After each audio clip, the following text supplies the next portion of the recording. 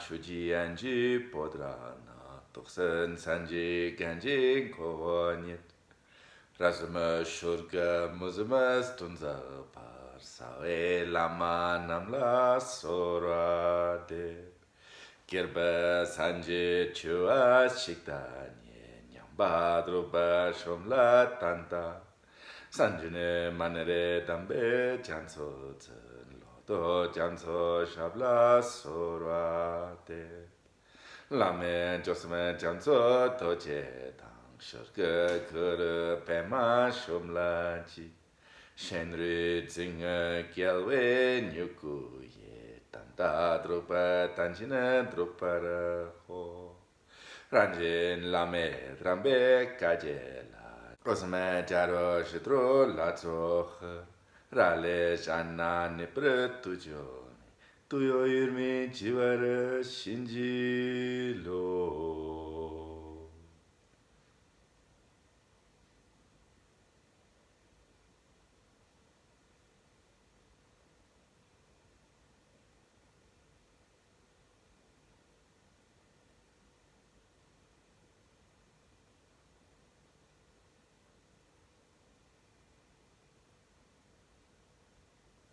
Everybody give rise to bodhicitta, to benefit countless suffering sentient beings.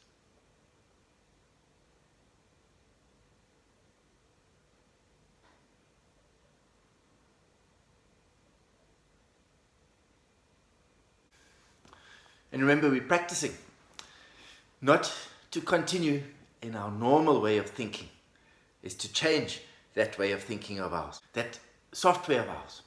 Changing it not from the old software to new software. The software or the way of thinking that benefits others, not always that we feel vengeful or that people must suffer because we suffered. So it's important that we make aspirations and we aspire again and again and again. The more we aspire, the more possibility it has of becoming part of our body, speech and mind. And the more chance then that we'll act in the same way. So sometimes we might think that making aspirations isn't that useful, but really making aspirations is incredibly useful and incredibly powerful. So we've spoken about cause and effect, and with respect to cause and effect, also be very careful of what you're thinking. What arising thoughts do you have? So there's the story with the stupa, and I think it is the stupa in Kathmandu, Bodha.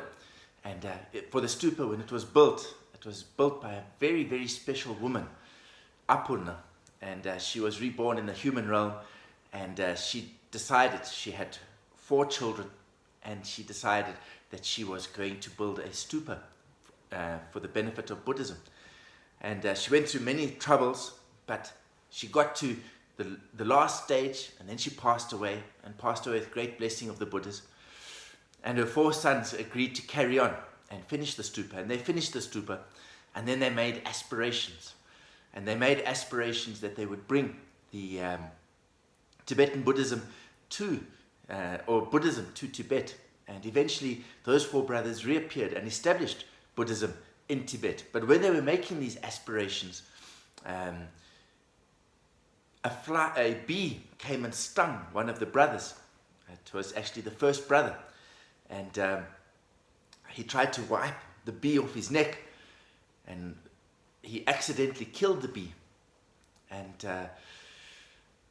then he made the aspiration as he killed the bee. He said, this bee that has just died because of my negligence or not taking so much care, I really wish that it comes back in future lives and also continues the Buddha Dharma and really benefits the Buddha Dharma.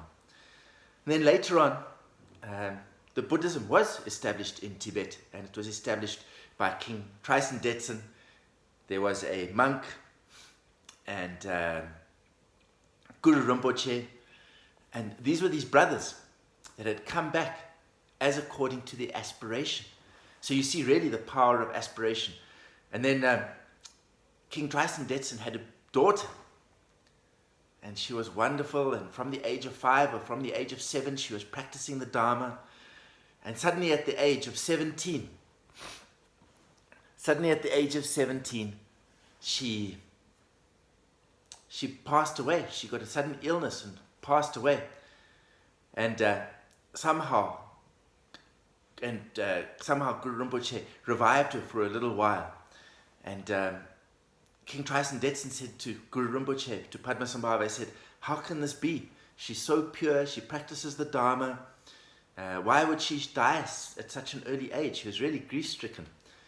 And Padmasambhava said, it's not her karma, it's your karma. This comes from that bee that you brushed away many, many lives before when you built the stupa and you killed the bee. So now this is the result of the karma.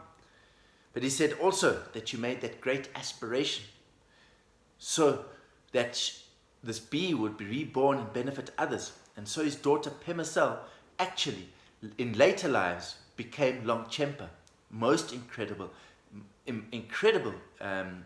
teacher of the great perfection. So we see also the power of karma, and we see the power of these aspirations. So aspirations, don't think that they are useless. Don't think, oh, I won't do them because they're not going to help. They are very important, they're very powerful, especially if you make these aspirations before an enlightened teacher. And of course, right now, what we aspire to do and what we can do are maybe very different, but keep on aspiring. Eventually one day, we will be able to achieve what we aspire for. So I'll start by reading verse 13.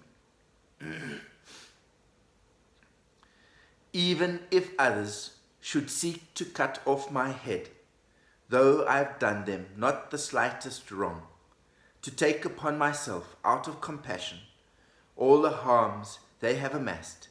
This is the practice of bodhisattvas. Verse 13 is about the harm of our body. Verse 12 is about people stealing or taking things, and then we still dedicate the merits to their enlightenment. So that already for many of us is quite difficult to do. It's very difficult to dedicate the merits to others when they steal our things. Now we're talking about others harming our body. This is even much more difficult to do. You just think about it. Maybe we're going, we go on a retreat, we go somewhere, we go to meditate, and we're sitting there. Ah, wonderful, we've got the time to meditate. And then after a little while, we start to hear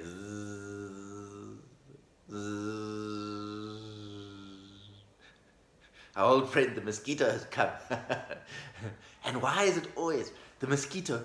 It never just comes and bites, or so often it comes and has to make a noise first. It comes announced, hello, I'm here, I'm coming for something to eat. And then think, okay, mosquitoes. And then you think, okay, I really want to practice to be like a bodhisattva. Let me offer my blood up to this mosquito. Let it eat. Mosquitoes, why are they coming to bite us? It's not because they want to hurt us, it's because they're hungry. So we bear it, and then there's the sting, and then we go back, okay, feeling good. I didn't hurt the mosquito. I let it have some blood. I hope it's happy as well. I dedicate the merit to it attaining enlightenment. And then all of a sudden, again, and you look up, and there's 20 or 30 mosquitoes flying around you. So I know this has happened to me. And then, 20, 30, maybe I'll go meditate somewhere else. So it's not so easy. What we aspire to do, we aspire to benefit all these sentient beings. But when 20, 30 mosquitoes arrive, then maybe that aspiration is a little bit more difficult to live up to. So imagine somebody's hurting us, physically, really harming us. You know what mosquitoes do? They don't hurt us that much. They just leave us with a lot of itchy bites. So imagine somebody hurts us. What would we do? If we were a normal way of thinking, want revenge, be anger, be resentful, wish for them to be punished, wish for them to suffer the way we've suffered, have a lot of anger. And you know, when this happens, like for instance, you live in South Africa, and there's a lot of crime, and a lot of the crime is violent crime. It's not like the thieves that sneak in and sneak out. Yes, those as well. But often, People have got guns. People get hurt. They get kicked, they get beaten, they get tied up, they get threatened. People threaten to burn their face with an iron. Sometimes they get raped. People get shot. They get killed, murdered.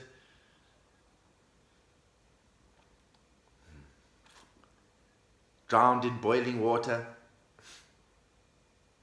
So there's a lot of harm, and there's a lot of fear can arise from it. And you know, for those people, for many people, there's a lot of suffering. But the physical part of it, I think that recovers quickly.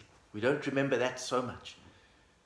Or the muscle memory maybe is not as much as our mental memory. The suffering, the most suffering, is our mental suffering.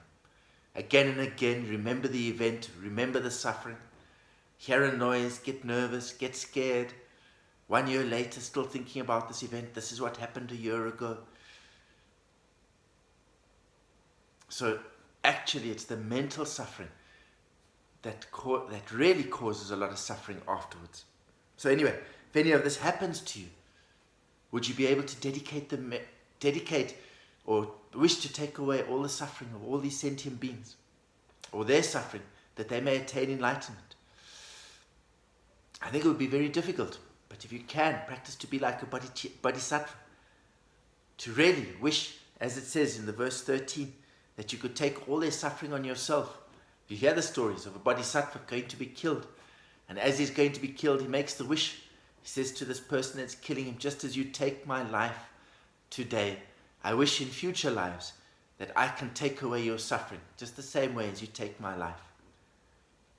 Look at Buddha.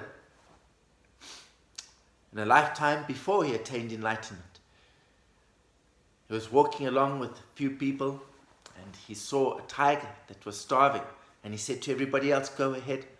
And then he offered his body up to the tiger. The tiger had 5 cubs.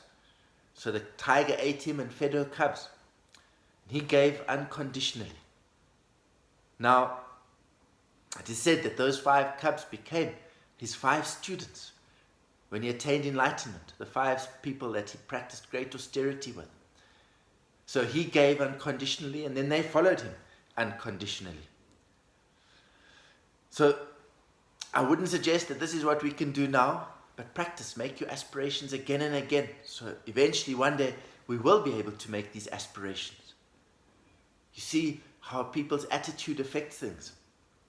I've been in countries, I was in Africa, and I was in one country, and I was speaking to somebody, and he said, I hate these other people. And he said, I'm going to teach my children to hate these other people, and I'm going to teach my children's children, my grandchildren, to hate these other people. And I think this is very sad, you know. Anger, hatred just perpetuates anger and hatred. You hurt me, I hurt you. You hurt me, I hurt you. I've been in another country, they say, these people attacked us 100 years ago, and I don't like them, they're terrible. I said, have you ever met them before? Never. Then I said, how do you know that they like this? Oh no, they like this. So you see people's attitude. If you can rather practice love and kindness, if you treat people well, even if they're your enemies, after a while there's a good possibility they might change. And change your attitude. It's much better than continuing this anger. I think it's as Gandhi said, if we always did it, repaid an eye for an eye, we'd all be blind by now. So rather, try your best to practice love and kindness, to practice like a bodhisattva. Why is this happening? As a bodhisattva, remember, cause and effect. Cause and effect is nothing would happen without a cause. So, when this happens, if you can, oh, my teacher has arrived. This is a result of cause and effect. If I hadn't hurt somebody before, I wouldn't experience this now.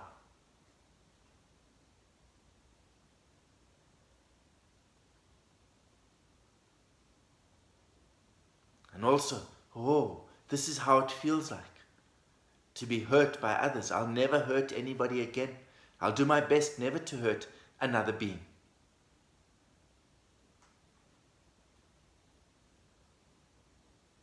And also, to wish that their suffering comes on us, because just like you being hurt now because of what you've done in the past, they're going to suffer in the future as well, the result of their cause and effect. There's the story of a few monks that were traveling along, and they saw a hunter shoot a deer, and they started reciting mantras for the poor deer that was suffering so much. And one of the monks started reciting for the hunter. And they said to him, "What are you doing? The deer's suffering." And he said, "Yes, I know, but the hunter's suffering is still going to come." So if you hurt others, unless you repent it, you're going to experience the suffering of what you've done, those seeds that you planted. So those that are hurting you now, they're going to suffer greatly in the future.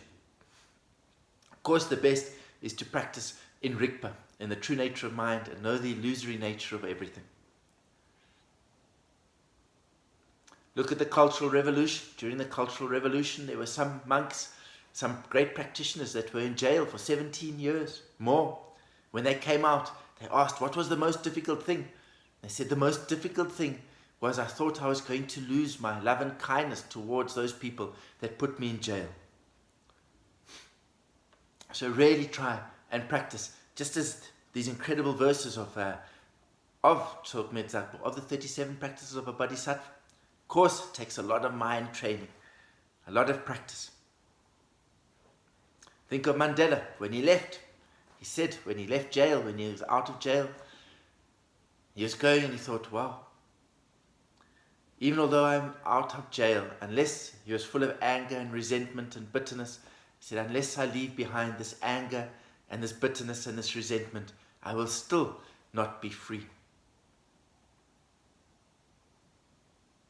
So make great aspirations. Watch every arising thought. Is it positive? Is it negative? What is its motivation? If it's positive, continue the thought. Continue that motivation. If it's negative, transform it as quickly as possible. Every arising thought, a little spark can burn down a whole forest. Even the smallest negative thought, watch it. Every one of those arising thoughts is creating karma, planting seeds. Are these going to be seeds of future happiness or of future suffering?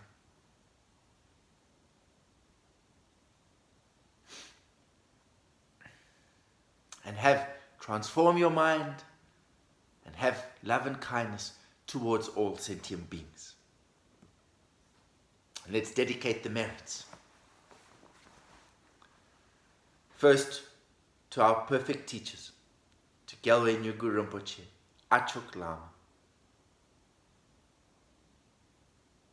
To all perfect teachers in the greatest of gratitude, because due to them we can learn about the importance of practicing bodhisattva, bodhicitta, knowing the importance of transforming our mind and of benefiting sentient beings.